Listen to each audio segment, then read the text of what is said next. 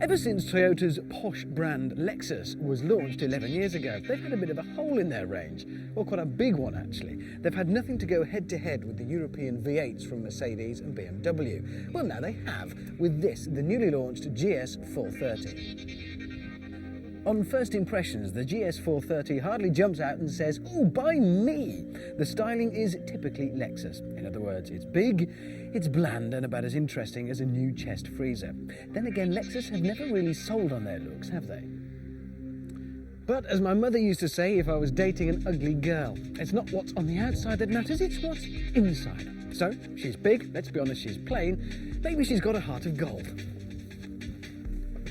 Well, we've got everything in here that we need straight away. We've got plenty of wood and acres of leather. We've also got loads of buttons that would indicate we've got plenty of kit, and the sexiest sat nav setup I've ever seen on any production car, I reckon. There's no doubt as well it's got the usual incredibly high standard of fit and finish we'd expect in a Lexus.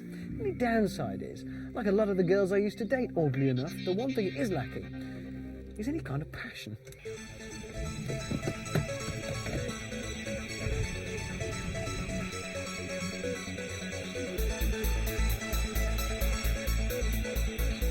Once you get the thing rolling, the first thing you notice is the first thing you don't notice. Noise. There isn't any.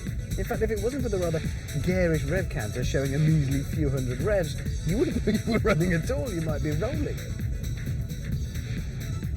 Engine and gearbox are actually a great match. It does shift effortlessly and smoothly up and down, but you can kick down as and when you need. It doesn't get in your way, it's unobtrusive, which is what you want in a car like this. Under the bonnet is an impressive 4.3-litre V8, and should you be in a rush for the board meeting, the Lexus can catapult you to 60 in around 6 seconds. Good news as well is there's room inside for just about everyone on the board.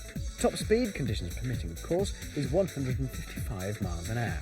And thanks to the legendary Lexus reliability, there should be no worry as you pile on those motorway miles. I've discovered something. There is so much adjustment on the driver's seat in here. If you can't get comfortable in this, then I think you belong in a circus. This is great.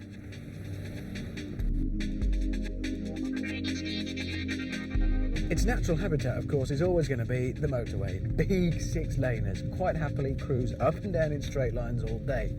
Start to challenge it a bit though, even on A roads, I'm not talking country roads, and it gets a bit wallowy. You do feel you're sitting on top of a giant Japanese souffle. It's not that the Lexus is going to fail to do its job. It will always do so and will probably never ever break down in 1,000 years. It's just that when you get out of some of the European ones, there's always the possibility that you'll feel you've had a bit of an experience. The Lexus, it'll have got you there, you'll have been comfortable, it won't have rattled and your feelings won't have fallen out, but it won't have been an experience. It's just a car.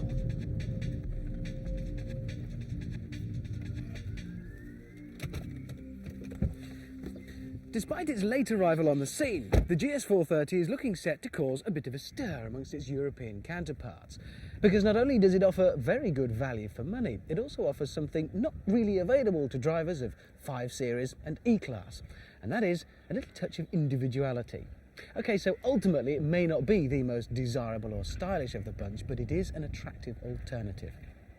Despite all of these good points though, if you were spending £37,000, is this the first car that you would think of spending it on? No, me neither.